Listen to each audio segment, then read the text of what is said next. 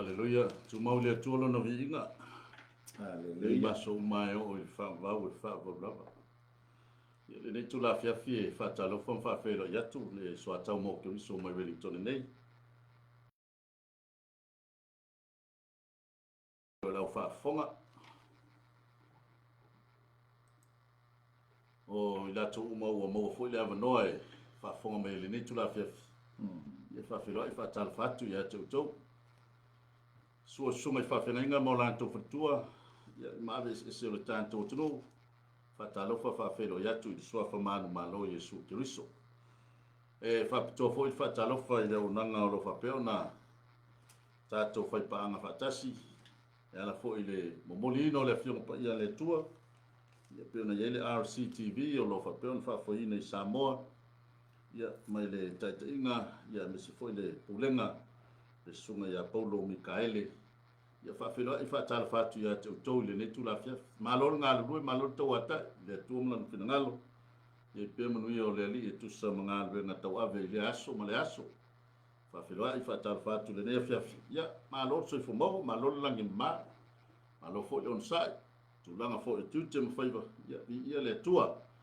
Ai o le atatou atu lo i le tatou, amtalia o le tatou pokalame le nei afiafi.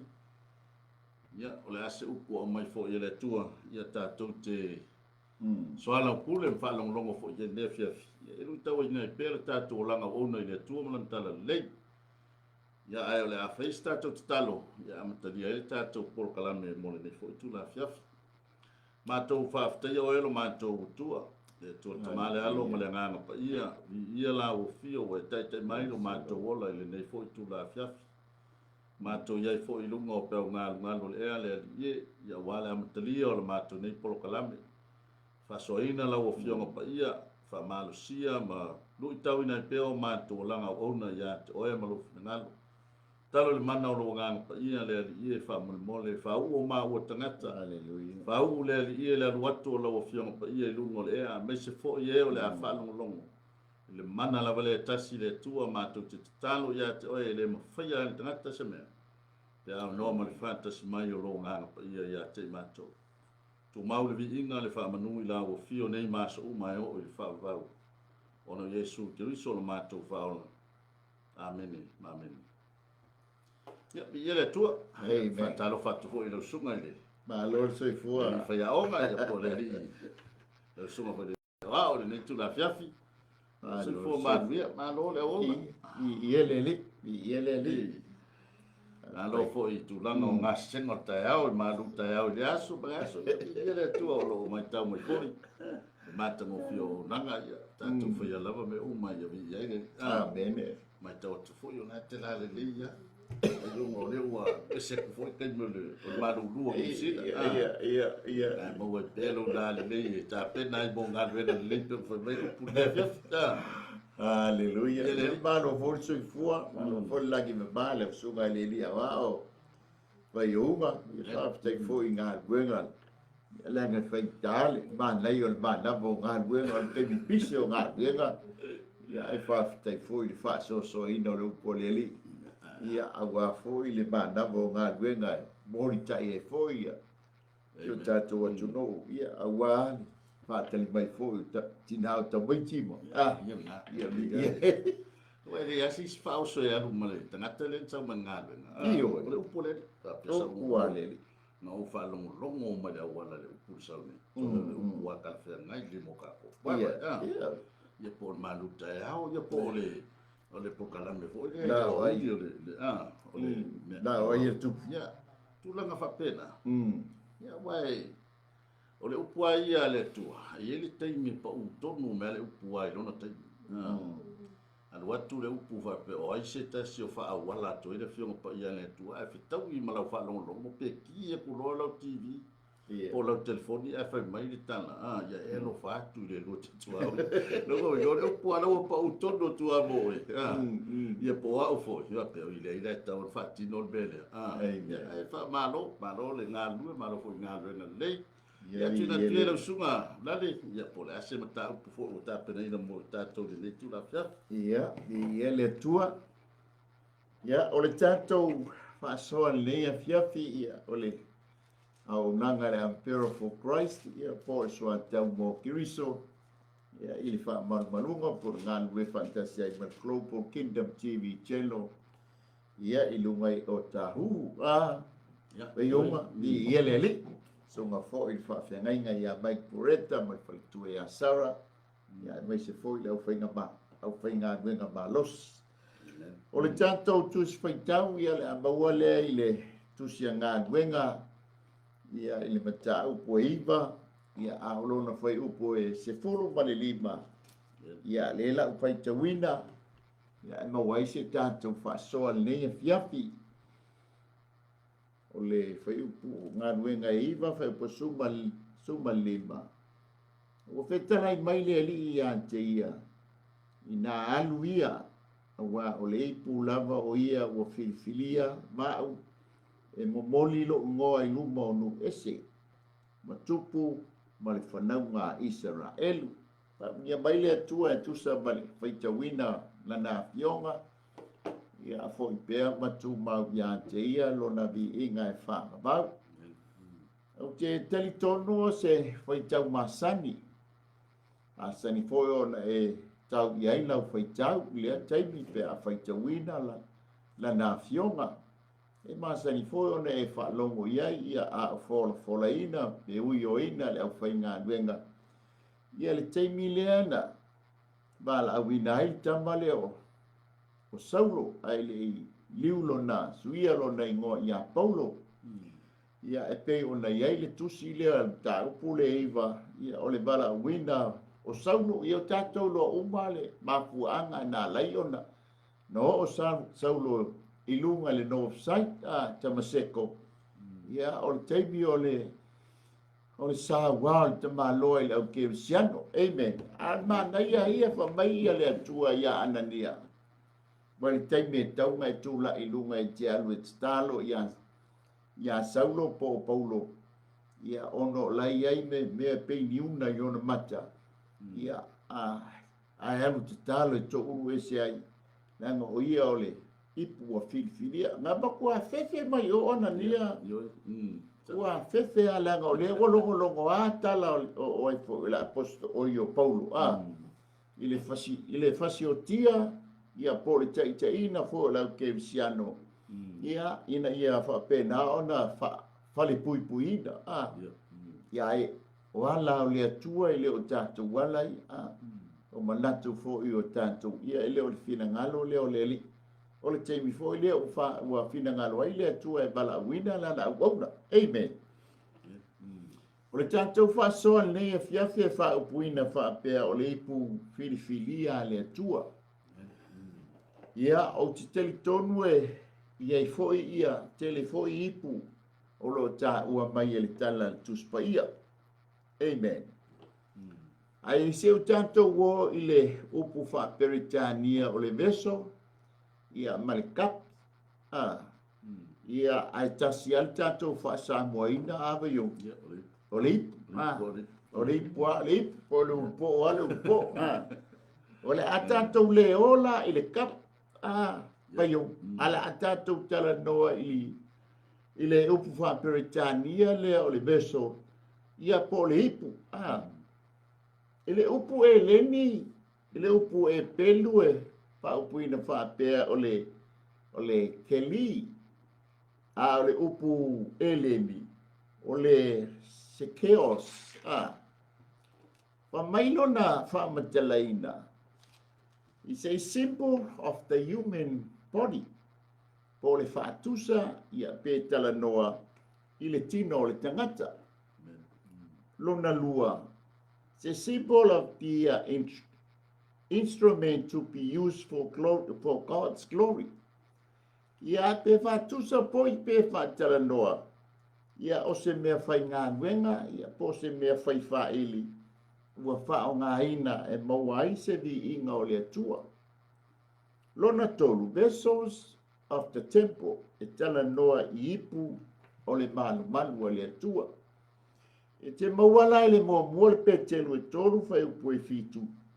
Ia o le mātai o e lufu 5 fai upu e wha. Ia ma le whalinga e lua fai upu e lufu fitu.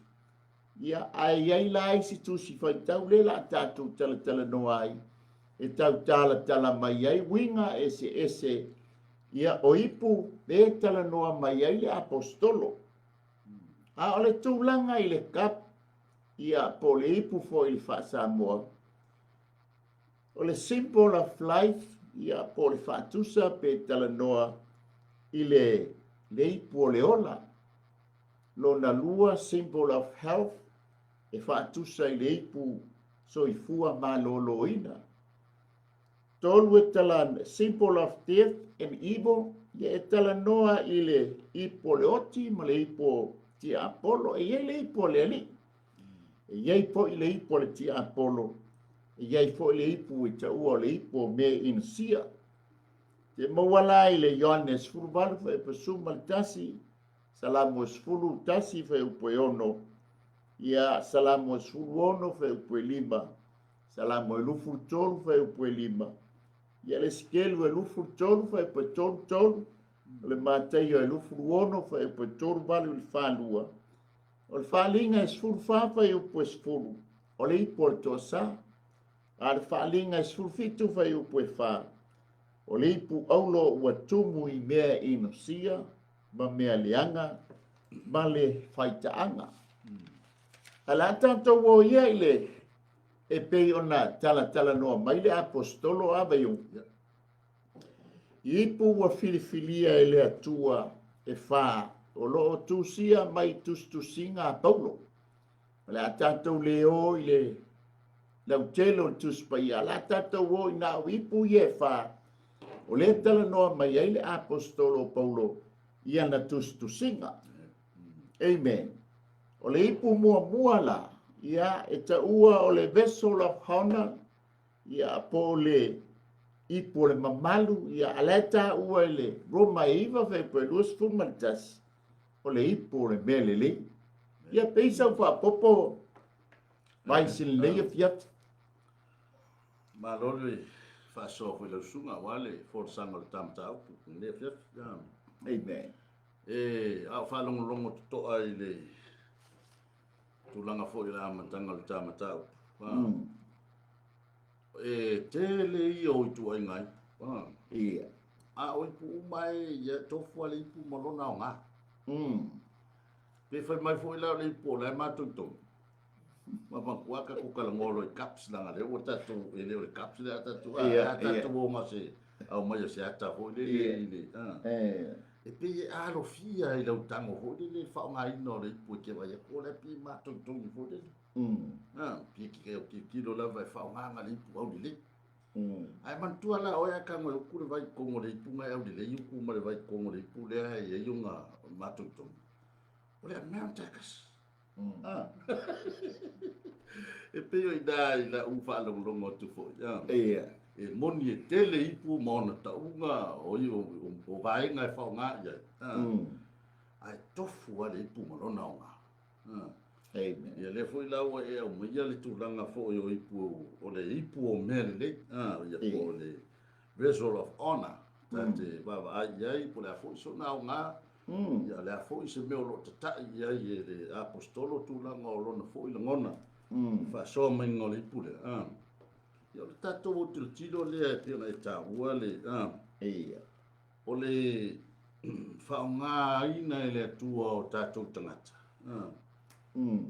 ele ai ya se tasi na faia le tua e noa masona taua e noa fo ma se fina ngalo le tua na faia i tangata ina ia se me fa nga tau i tangata ia ona la tangata la vai o le mana o fa nga a o la se ia le fina ngalo le tua fa nga tangata alanga tanga ile i lunga ne le ta pula vale le Roma iva lo fa pusutas na lo pesina talanga o filfilinga le tua po filfilinga tonu le tua a o le fa na uma ia na tama a o le fa ia fo ia la o se mele le po se mele anga o mele le siva anga ina ia tu mau le fina ngalo le tua i la le filfilinga e le ona ngalwenga a ona o le vala uma amen Pio le tale o la uia o le fina ngalo le tua na faia i ta ua e iai le tāua, e iai le au ngā, e iai le wala aua le atua nā lai, ona whai tāua.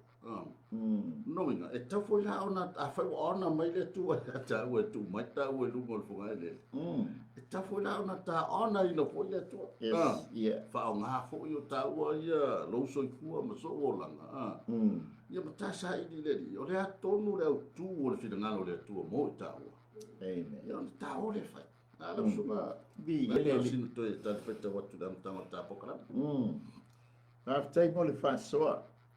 Ele tante i le roma le i va pe lu fu tas. Ah. Ma mai le na fai chawina. Telu. Ole fai pu o mea. Ele pule ea o ia i le o mea. E fai ai i le palunga e tasi, o le tasi ipu o le mea lelei, a o le tasi o le mea whantaua.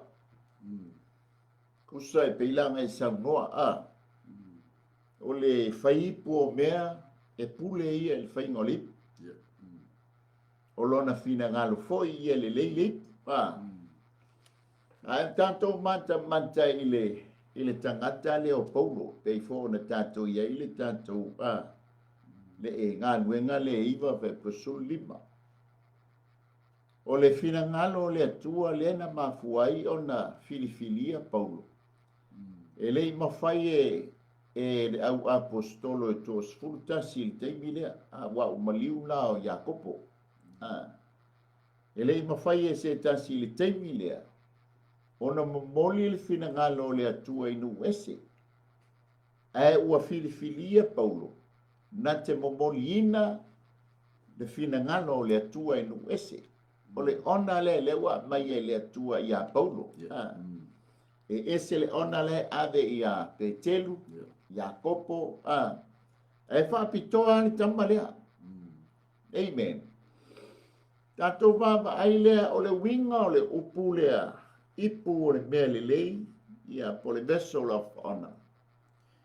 E whaai loa mai ai a i tātou ua filifilia e le atua. O tātou mata whaioi whaapitoa po o anga baa. E atangia ai ia le mea lofa le anganga pa ia.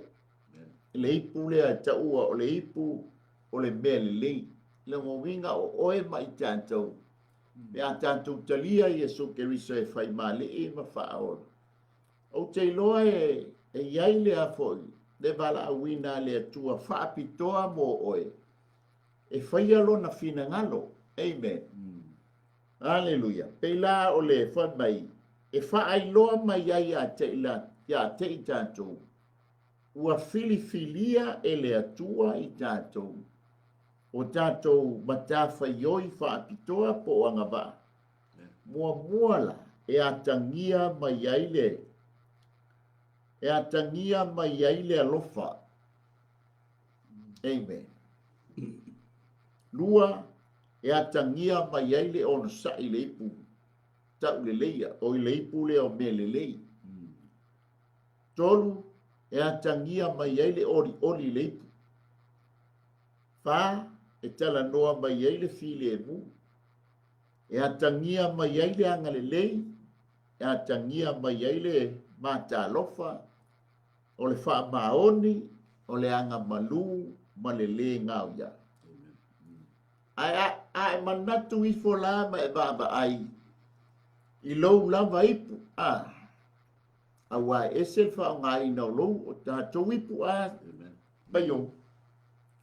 Amen. A whapela ta te baba i atu ila ta ipu o le. E atangia ai. Fua ia o le angana pa ia. Muna ta whawhetai lea, ma fua anga lea la tano ai paulo, bai tu a inga ese o ipu i e wha. Amen. O na iailo na tāua, e iaile ma fua anga, na mala awina ai i tātou. Amen. A whaila tātou te man, ma whawhawifo o i tātou o le ipu, o le mea le lei o whaonga ina mo le atua, ma tangia mai ai fua ia o le anganga po ia. O le vi inga lai whafo i le atu. Amen. Le mea tāua, peila ona tala no mai. O le whaipu o mea, e pule o ia i le whainga o le ipu. Amen. O lona fina ngalo foi, na mafuai o na whaile ipu. O lona fina ngalo foi, e iai le tāua, iai le aunga, o le ipu lea. Ia peisa o whasoa, vai o unga pe, tato atu le ipu lona lua. Mana ia tu sol vai ngan na cha ua fo i le vai ngan ya. Ile ui doa tu le si mele tono le stana. Ia. Ma tu o le tala, o le wala wi no po. O le taimi ya na fai tu ai le angelu ya anania. Alue. O le me mo mua nga vai yang ia o le kingo le pu le la abi. O le me mo mua le na tino ia ia. Kau ye na vai. Ia. Na va ai de tino le pu le la alu fa. Le la alu ia. Sau lo mana tati. Fa ma se wo o lo anga tanga tanda le singa kale. Tisa o dale wo fa ta wo nei fo ia na ni. Ile man be yo le pe na fa so. Wa uma na tu fa ma no fa uma le tua ia mea le lei to tonu ia te tato. Amen. O le winga leo la utala e whinga tana i loa mai le istangata. Ala o umonta pena e le atua wa enga i o mele le i e tonu i o tātou mafufa, o mo tātou loto. E tā pena ina i tātou mo ngā ruenga le, mo le ngā ruenga le tua. Ia vai la o lai i le wa ai o tangata o le tino. O i nāle na tali mai ana nia le ai o tangata le nā o loanga longa sa wā i tangata o pa ia. Ia e whai mai, alu o le ipu o mono o whiwhi a tangata. Amen. Yo sa nato e whapi, a tula o suka mo. Ie mo mua mai le tino. A stono le ipu o lei le. Tu mui mele le o matapena. La tao le ipu lo na lua le fe mai ai paulo ia na tusinga. Ma wale le Roma iwa fe pelu furtolu e tau o le vessel of mercy. Ia po le ipu o le alofa muti vale. Fa mailo na faita wina. E whailoa mai ai fo i le whaulai o lona vi inga i ipu o le alofa na ia mua i saunia e o i le manuia. E whailoa mai ai fo i le whaulai o lona vi inga i ipu o le alofa na ia mua i saunia e o i le manuia. Amen. Na ia mua i saunia ina ia o i le manuia. O le tele i o tangata e peilau na e tāua e tusi lima i lima. Ai ese le mana ia o le tala fo i lea le tulinga e lea tua o Jeremia e halu o le whaipo o mea. Whale o le whaipo o mea. Ko le winga o le tala. Ua whapupu le tala. Ua tae li. Po ua laurua li. Po ua le hanga li. O le ipu o le alofa muti vale. E le tia ia le whaipu. Le ipu tae. Ai ngato e ta pena e ia le ele. Ina ia whai e le ipu. Hallelujah. O le alofa muti vale o le atua, e whaabaina i lunga o le angabaa. O i ele whaabaina i lunga o le angabaa whaale tangata. Ai o se filifilinga pa ia, e atangia ai le alofa tu no le atua, ma le anga alofa i tangata. O le ipu le i lunga o le mele lei. Amen. O le angabaa, ua filifilia ai e le atua li. Amen. O Paulo wai i umai le aonga tuspaia. O le aonga fo i e whaiele tu la fono. Ia aia makua sili a waonta malo i lana masenga. A tato wa o mai le alofa le ipu o le alofa muti bani. Pa mailo na winga. Ele filifilia o no le tanga ba. Ai filifilia. ona o le fina ngalo moni o le atua na fili ai tātou. Amen. Mataulia fo ile amatanga o le kalesia. Na ese al fili ngala o apostolo. Ayo o mai ina wa vivesi la uele nisi. Ele ima faila ele ipola o apostolo na faila ngā leo fili ai to ina fitu. Ai vala a wina fo ele atua to iti a kono ne e to fitu. Ile lato ngā wenga so swani o ile o apostolo. O le ipu o le alofa muti vale. E a ngā le ipu le e fesoa soani ai o ngā wenga le o apostolo. Langa wale maua se teibio le o apostolo. E leo so lato vala a wina fo i o le tufanga o mea ai. Ili roi teimo le kalesia. Ai na fili le to fitu le nei. Le ima le tango se tifano. O le lato ngā wenga. E fesoa soani le au apostolo. A fai wa maua maini mea ai. Io na lato tufa lea. Le lato mai. E le o le anga vaa. Wai le i anga vaa i lato. Ile a o wina o le upu. Ai ua filifinia le to sfuru lua lea. O le lato filifinia mai le lato anga vaa le anga. Tolu ma le afa tausanga o fe muli mulita i a Yesu. Ai o ina filifili to fitu. Na filifili mai ele angano pai. Tanto mata lea. Ese i tu ai ngai.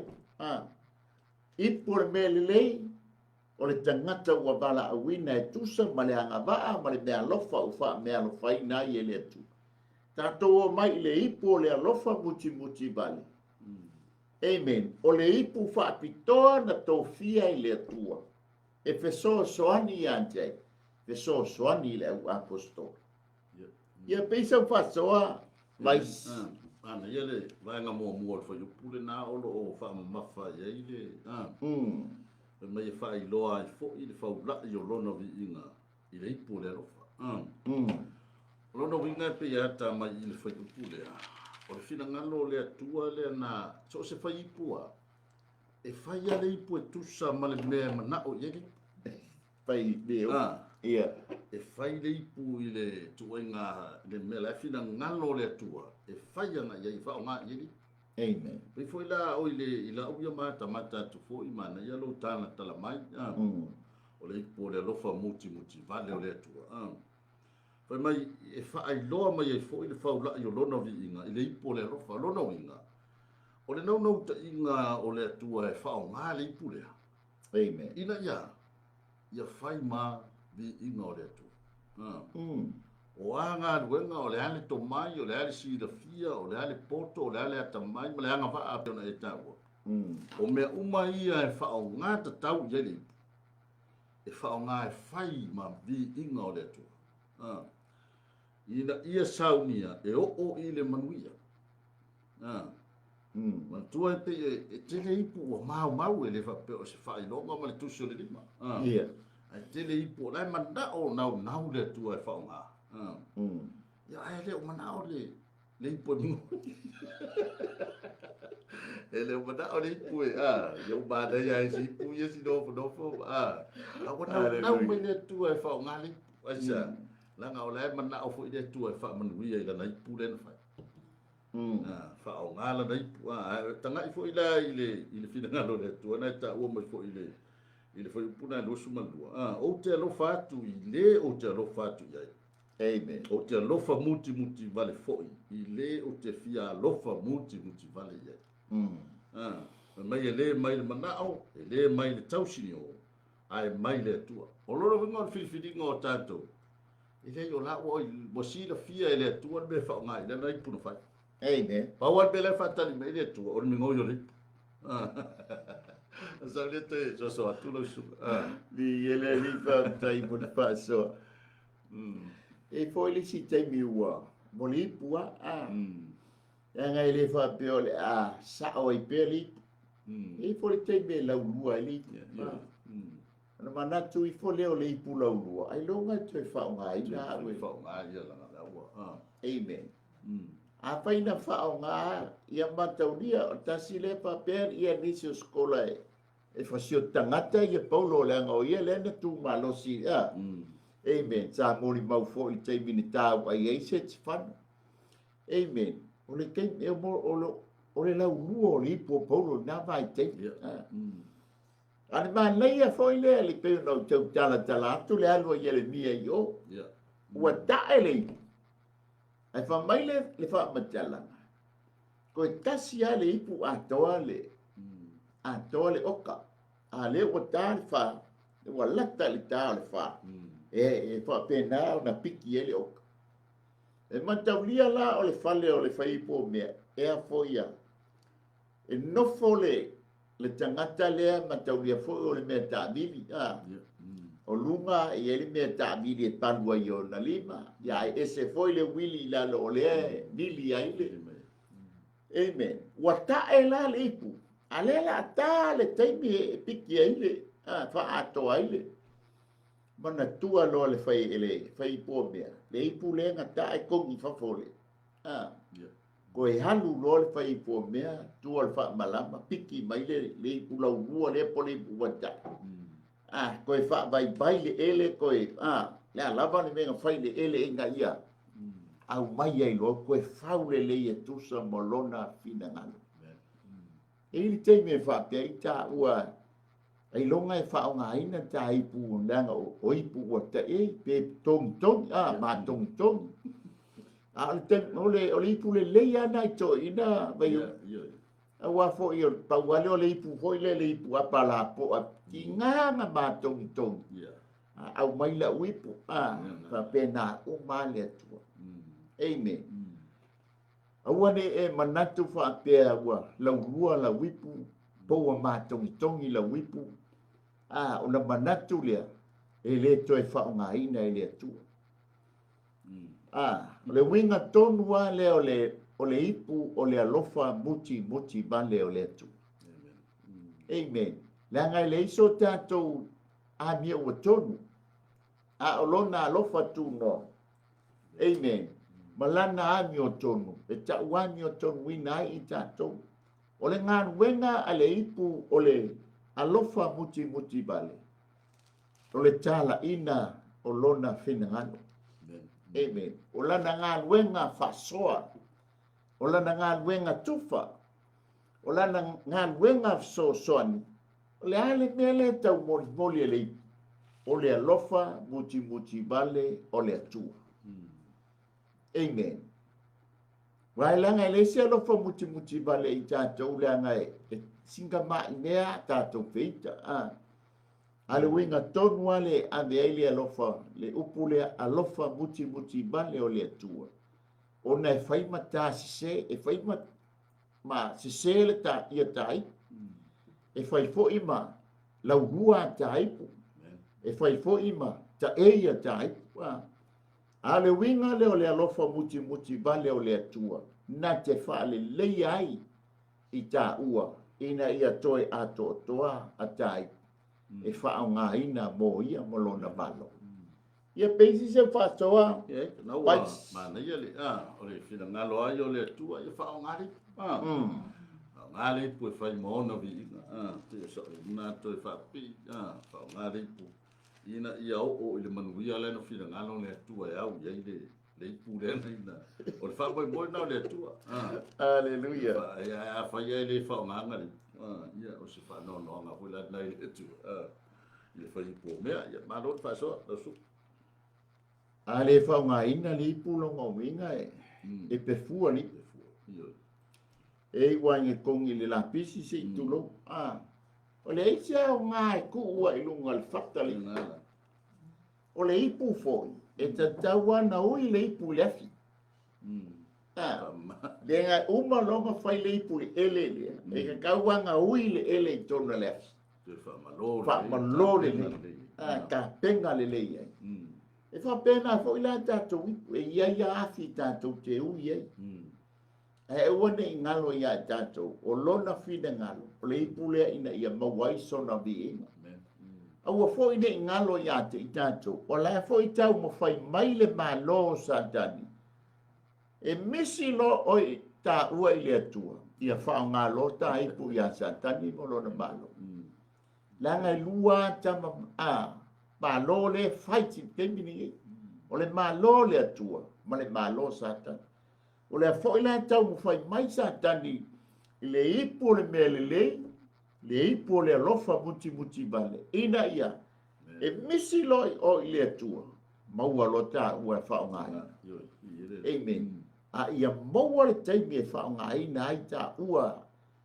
o ipo filifilia ale atua e pe ona ye tato fa so le fia le tato wo le tato ipo lona tolu le tala noa mai ale apostolo e maua i oile lua konito e fa a olona fai upo e fitu a ua ia te mātou le nei oa i ipu o mea ina ia i le atua le matua tele o le mana ai le ia te mātou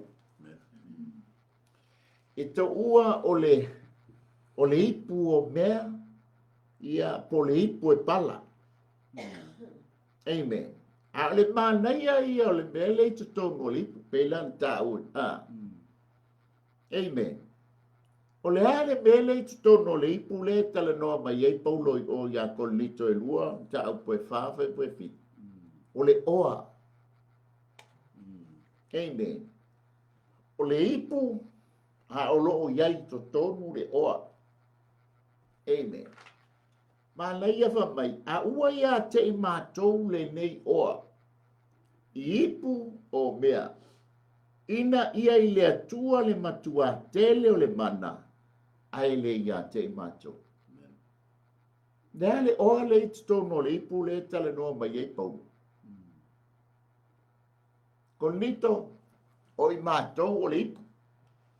A o le iai le oa i tono mato wipu. Amen. O le oa le tala noa i paulo i le ipu lea. O Yesu Keriso. O le tala le lei i a Yesu Keriso. O le oa na le tono le ipu. Amen. Hale manaia i o le mafua anga na laina sau Yesu. Na sau Yesu. O ia o le oa. Ai whao ngā ina le tangata anga sala. O le me pala e tuu iai o ia i tono le ipu. Fa mai paulo o a ua le ipu o mea. O le ipu e pala. O le ipu e tae manuti. Ai le mawhai ei o na ave ese le oa le tonu po le precious thing inside the vessel. O le ale oa. O lo tala noa ia Yesu Keriso. E le ngata la na sau Yesu Keriso. Amen. Whao ngā le ipu Maria. Amen. E whape nāna. Na urfale mai ei tonu le launa. O le tangata anga sala e tala noa i ai leo mea. O le ipu o mea e tala noa i le tangata anga sala. Amen. Ai sau Yesu Keriso. No foi to tonu o le ipu e pala. Amen. E le ngata lela e manai e o le tala mai e Paulo. Amen. O le tala le lei e Yesu Keriso. Po Yesu Keriso. Amen. O lo i to tonu o lona ipu. O le ipu e pala. O le ipu e tae. O le ipu e nuti. Amen. Pe ia fo le tala fo i lea mais. Ua nuti le ipu lunga o le. Ua ipu ua nuti le kate. Lunga o le vai ei. Amen. E ui ina nuti le kate pe tae fo i le ipu. Tae le ipu. Ai o le ipu au lolo tu mauri au. Ka pena umai o i tātou o te ngata sala. Amen. Ai o le ami o tonu o Yesu Keriso. Pe a tātou talia o ye whai mali i ma whaolo. O na nofo lole o le ipu le i tonu i ati i tātou. Le tiofa mai Paulo i a tamo pe telu ma Ioane no o le malo Solomona. Ai latu a tangi mai le pipili, i se leni, ko se tupe. E va mai a pe telu ma Ioane, e le isa u aulo, e le isa u avio, o le mea le tu tonu ia tia. O ai, o Yesu Keriso, o te abatu lea ia te oe. Amen. O le aulo le tu tonu ia Petelu ma Ioane. Pa maia ia Petelu, e le isa ua rio, mea le lalolangi, e le isa ua aulo. Ai o le aulo le tu tonu ia te o Yesu Keriso, o te tui natu ia te oe. Tu ia i lunga, ina sabat. Amen. Ia pensa o fasoa. Ba yonga. Mana ia lo tala mai o tole o le tonu le ipule. O amea whaingata te vai atu ala ata mai. E pere tau mai koe wadu. Ia. O popo ngati i mātou i me uma. Ai le wha atu baleina. Amen. Na whai mai, o whi me mea. Ai le matua whi me mea. Ai wa sawa ina. Ai le tu la fo ina. Wa la fo tu ina i lalo. Ai le whano. Amen. Tu sala a toa le ole. O le ole le tala no. Ia so sia le o Yesu. Le tonu le. Amen. La ua pea na e ta ua e ta tau na wha malo le pule. E uma na whai e whai po mea le na ipu. O na ave le e tau e lef. E tau e toi wha malo le le. Ta pena. O vahenga na la le ua wha atumu o Yesu Keriso. Po wha atumu ina e le tua tato ipu o tato o mea whainga venga. Ua wha atumu ina i tato e a Yesu Keriso i te tonu ia te tato.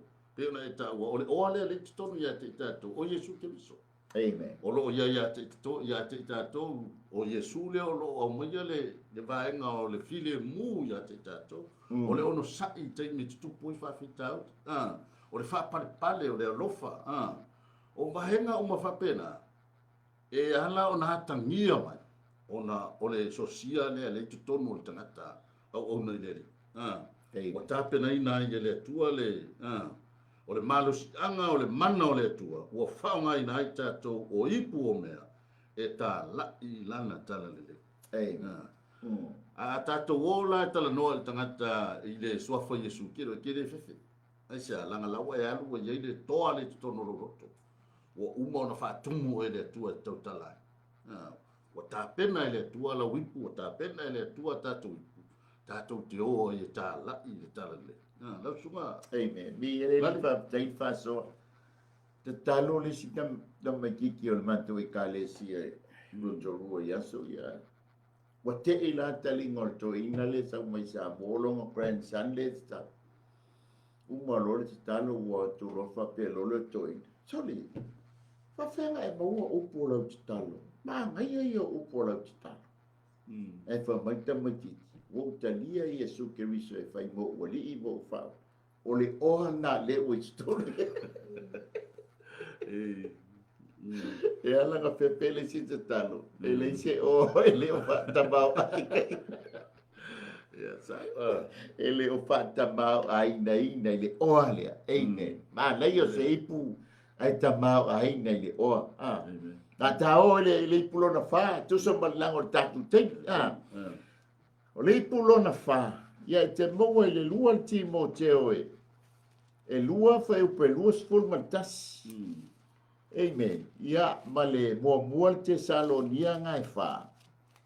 Wha upe wha, O le ipu le ta ua o le ipu ta le leia. Wha mai le mua le Tesalonia wha upe wha. Ia tasi o tou. Mai loa o na whai o lana lava ipu. Ma le whaapa ia ina, ma le ta le leia. Longo winga o le ipu lea, e ta ua o le ipu whaapa ia ina. Po le ipu ua whaama maina, to e ta le leia. Amen. I le ngata o le ipu ua whaata mau a ina I oa o Yesu Keriso. Ai o mai loa la, ai ei la le oa lea ma le tamau a inga lea vaiu. Ona, a bea lole I tā ua, o le ipu ua whaapa ia ina, o le ipu ua whaama mahaina, toi o le ipu ua tau leia. Amen. Manaya ia mataulia le o tala no mai Paulo lona tali fa le nganga o Timoteo. Amen. O lana tusi buli foi le wa mai o lana tusi a mai siona tali fa le nganga o Timoteo. O lo fautua mai e ia Timoteo a beala da wipu o se ipu wa fa pa ia ina fa mai ma o se ipu e tau le leia. E le ngata ina tau le leia i le olanga le tātou te ia. E sili ai o na tau le leia i le teime e ili ai pu wha uma le atua. A fio mai ave uma ipu. Amen. A ua lange i tau le anga ina la wipu. Ina ua lea. Tātou le o ili si itianga. O le winga tonu le na le tala Paulo. Ia tau le leia le ngata ina tau le leia le olanga le. A e sili ai o na tau le leia i le teime si tia ai la wipu. E tusa ma le fina ngalo o le li. Ia pisa u whapopo. Ia le, na si toi whapopo, na ua malama le. A tanga i oi le whai upo e losu malua. Whai ma ia e sola e se tu ina nau tau le lea. O le mana ia lea o le ipu. E leo whai mai e wha mai le si le ipu a le e wha ma mala mai tangata ia si ana ipu. Ia vea tātou ipu e tau le leia. Nanga fo ila e tanga ia ina fa mai si va nga tau mamao i upu leanga ma upu lea o nga. O ina i lo ai le tatou e fa pe fea ona teu o tatou ipu. Sola e se tu ina nau o tau le lea. Tau sisi i le ami o tonu. O le ma le fatu atua, ma le alofa, a toa ma le file mu. Langa i lea o nga ona tatou o e whao ngā tatou ipu e tala i fila ngalo le atua. Ia vai e toa lai e a vau mai kongo i si tau inga lai whai mai lungo o shopping center. Ia pau tala, o fea o ia i le ipu. Ia po le whafonga fo e tangata o lafo se upu e le tala whea ngai. Ia whapea lea soli, o le ipu la le ngova inga ia o la unga i fea. La unga mai lungo o Facebook, a whafonga i le upu la le talo mai. O lea e popo ina i tātou, o le ipu tau le leia, ia vea tātou. Ma ipu e tau le leia. Ia tātou o ese mai tu ina nau leo langa. Ia o tātou i loa o i tātou o ipu o filifilia e le atua. E whaau ngā mō ngā ruenga le lei malawa. Tāpena ina i tā ua mō ngā ruenga le lei. Lodo ina. E te ua i le siri pores. Yes. E mo e iai le upu wha malosi ma le whawhautua ma le. A o oe o lo iai ale pule i lau ipu.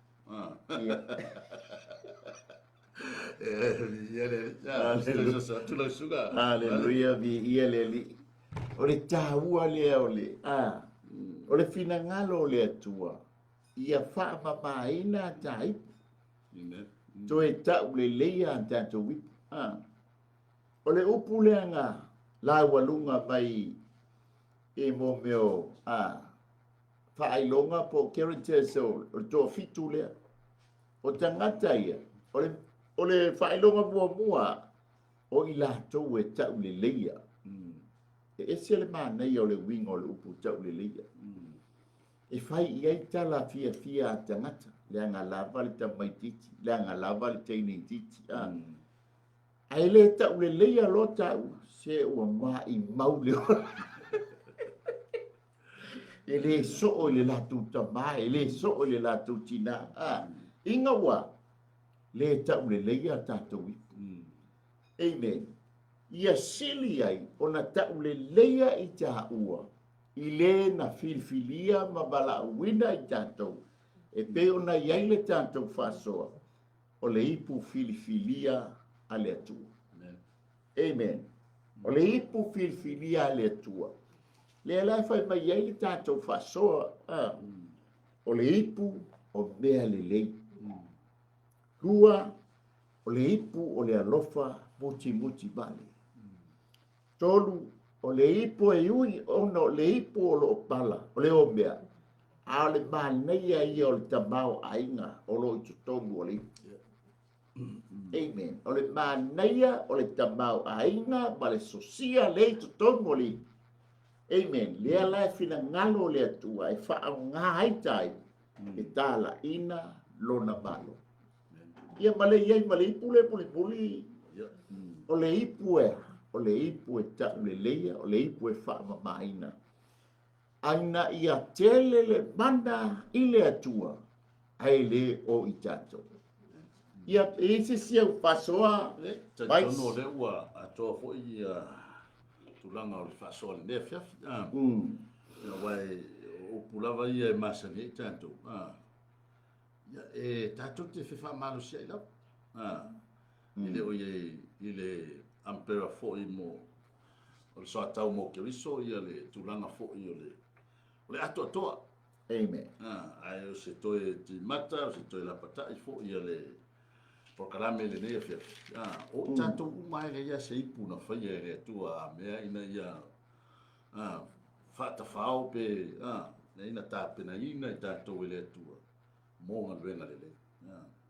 Inga ia tātou te lo fo i pui pui a tātou ipu. Pe ia fo i ona whai mai ai le vaenga mui mui. Ia awa o loo mai tau mai laro langi ma le.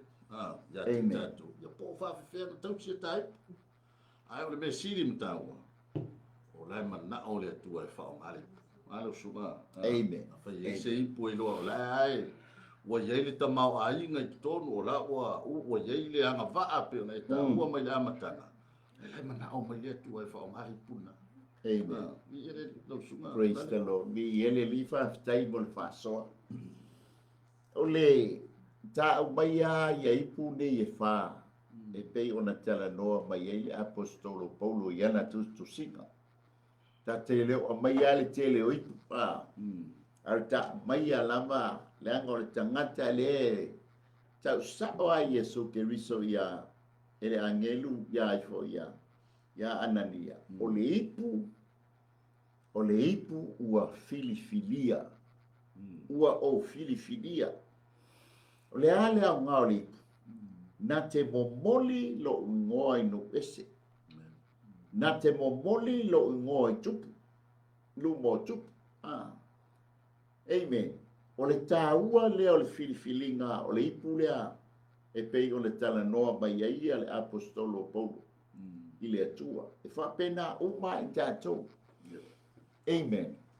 Toi manai ai o le tala noa Paulo i o le kalesia Korinto. Ma tau li o le kalesia Korinto o le mtua kalesia tau e nisi o le kalesia whaalaulang. O tū manga i whanua. E whamai Paulo. O loo ia te i mātou le oa. I tonu o mātou wipu o mea. Oi le oa o Yesu Keriso. A whai o e whaafonga mai le leitu la fiafi. A o tō fsili foi lo mafofau. I whaamata e whaonga ina au. O au o leipu filifilia. E whai al fina ngalo le atu. Amen. O tātou umai whaale tonu, a le mafu anga le nā fio mai eise Yesu Keriso. E maliu lunga o le sa taulo. Ina ia whaamangaloina oe, whaamangaloina i tātou. O lona fina ngalo, ia whaongaina lo soifua mo tātou wola. Whaongaina lo tangata mo ia mo lona malo. Toi upu lea Paulo i lona tali whaale nganga o Timoteo, wa lata le taimie e whapenao na whasio ti ai o ia. E pei ona iaila na tusi muli lea i si o nā tali. O le tamaititi e pele le loto o Paulo. A lela alu Paulo. Ai toi manatu ai lo nā tali. Ina ne i whaale tonu le savalinga lo nā tali. Ona le maua lea e ia e pei ona whai mai ai tala tuspa ia Paulo. Ia Timoteo. Timoteo wa o tau le tau le li. Lele, wai o ia tia o le tau sinionga. O le mana onga la o Paulo. Ia i o fo le tau sinionga alona tali. A whaila te mana o e talia Yesu Keriso o le oa lea e a bea mo tātou li i mo tātou whaola. E whaatamau a ngaina ai i tātou. O na whaonga aina lea o i tātou mo ia malona malo. A whai te mana o te lia Yesu Keriso e whai male i ma whaola. E hanga sala tangata umalava, ma wale o levi inga i atua. Ai wata uami o tō wina le tangata, ina wata tō te lia Yesu Keriso e whai male i ma whaola. a fai te mana Italia o ia fai mo wali I mo whaola ma fia fai te talo o te talo leo le whaola tanga o le teimi fo I lea e osi ai le lua whea ngainga e matusi ai lo ngoa I le tusi o le ola po le tusi al tamai mamoi e pei ona wha amu ia mai ai le tusi al whaalinga amu ia I lātou wa tusi o lātou ngoa le tusi o le ola po le tusi al tamai mamoi awai le o ia te I lātou le pule o le oti whaalua ai maua I lātou le manuia I le ola e wha Amen. Ai mana o la Italia Yesu la ta fata ita I mai upo le talo o le amasa mia le leia fiafi o lau lava lea te talo e salia ai o ia e fai mo wali I mo whao tatu te talo whafte tele lava Yesu I le upu wa o lo ai o a ua le tangata ngasala ai te tala atu lo loto ia te oe Yesu o te whai ai oe mo wali mo whao. Whaftai Yesu I lo taliaina o au. Ma wha mangaloina o ngasala u mala. Ma vea ai o se tasi o lo au ainga I le langi. Ia vi ia lama o Yesu. Amene ma amen. Koe whafonga ina nganga pa ia le talo. A le wana whaia oe pia vea o Yesu Keriso e whai mona li I mona whaole. Talo nganga pa iai lau wha malo longa ma wha munianga ia te ia. E lasi ma lasi o awala e te fio ne ai ma e wha munuia ma e wha malo lo ia te ia. Whai loa fo I lo le lei mo lo mātango fie.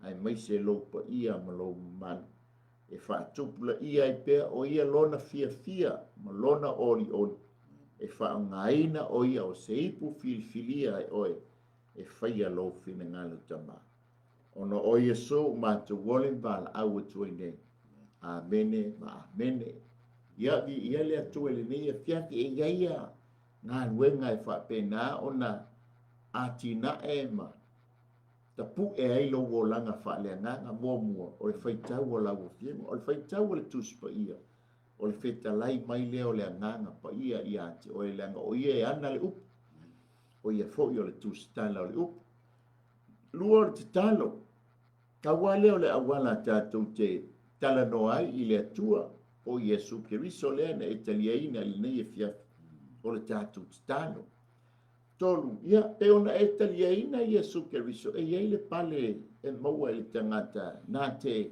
moli mawina ma whaoleina se nganga I lana moli mau pa mai le tala tuspa ia la tau te maua le pale o le ori a whai la o iei sa uo tala ia Yesu a ua tala ia le lotu ia po se whai fia a tala ia Yesu Keriso ia e te na te taliaina e whai mona li mona whaola peifona e taliaina ia I u leo langa le nei tatou wo I lumo le tu na whamuia leo le tua e ala I le pale ole amen a whai fo tau sa ili se mea uai wale I lope te lotu pe te le lotu ia o lo ia au na le tua ngā luenga o lo whai a ngai nai le upo le tua pe fola I le upo le tua ia me fo I na au na so soani lo wolanga ia tupu ai whale nganga ia mo ia molona malo sa moa ia ole fasoal na le au nanga ia ale ampera for price malilum mai le mua e fo se ngana wole tau tamali ia e fa malulu atu ia e matua atu na ole manaonga awani fano I tatou ai tatou maua uma le ola e fa ma ia mai ia te ma o nei mali le mua ia ma te fa piatu to fa so fua manuia le nei e fiafi